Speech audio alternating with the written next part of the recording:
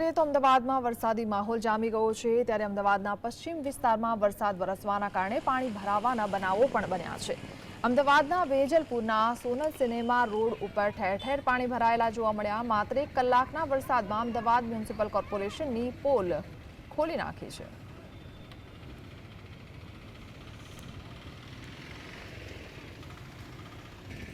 અમદાવાદના પૂર્વ વિસ્તાર નરોડા, કૃષ્ણનગર, સરસપુર, બાપુનગરમાં વરસાદી ઝાપટા પડ્યા હતા, જેના કારણે વિસ્તારના નીચાણવાળા વિસ્તારોમાં પાણી ભરાઈ ગયા હતા।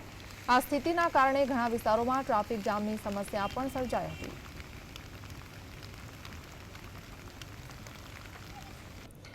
અમદાવાદમાં વહેલી સવારથી જ વરસાદી ઝાપટા પડ્યા હતા। શહેરના પ્રહલાદનગરના હરણ સર્કલ પાસે ઢીચણસમા પાણી ભરાયા હતા। આ સ્થિતિના કારણે વાહન ચાલકોને મુશ્કેલી અને હાલાકીનો સામનો કરવો પડ્યો હતો।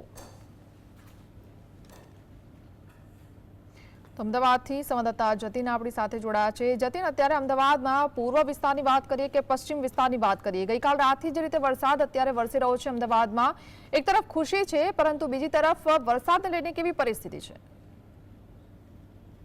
સવારથી અમદાવાદના અનેક વિસ્તારોમાં વરસાદી માહોલ જોવા મળ્યો હતો, જેના કારણે થઈ અમદાવાદના રોડ અને રસ્તાઓ પાણીમાં જોયા હતા। અમદાવાદના અનેક રોડ રસ્તાઓ પર પાણી જોવા મળતું હતું। અમદાવાદમાં વહેલી સવારથી જે વરસાદ વરસ્યો, જેને લઈને અમદાવાદના પૂર્વ વિસ્તારની અંદર ભારે માત્રામાં પાણી જે છે તે રોડ ઉપર જોવા મળતું। અમદાવાદના નરોડા, નિકોલ, બાપુનગર, સરસપુર સહિત અન્ય વિસ્તારોમાં વરસાદ વરસ્યો હતો, જેના કારણે પાણી જે છે તે ભરાયું હતું। મહત્વની વાત છે કે વરસાદી પાણીનો નિકાલ તો જે છે તે યોગ્યપણે થતો હોય છે, પરંતુ ડ્રેનેજ લાઇન જે છે તે ક્લિયર કરવામાં નથી, જેના કારણે ડ્રેનેજ લાઇનની પાઇપના કારણે જે પાણી પરત આવતું હોય છે અને ગંદકી જે છે જોવા મળતી હોય છે।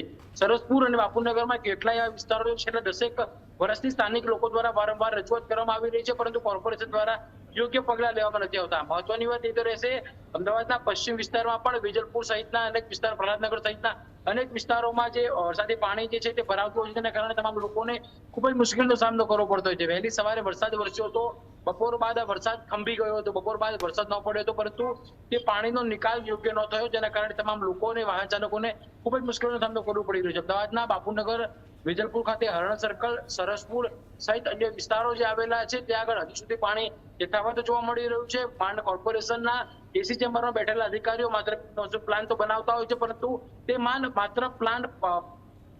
માત્ર કાગળ ઉપર જ જોવા મળતો હોય છે। સામાન્ય જનતાને ખૂબ જ મુશ્કેલીનો સામનો કરવો પડી રહ્યો છે। સવારથી વરસાદમાં પરેશાન થઈ રહ્યા હતા અને વરસાદ બંધ થયા બાદ તે પાણીનો નિકાલ ન થતા તે તમામ લોકો જે છે તે મૂંઝવણમાં મુકાયા છે। જી જતીન, આભાર।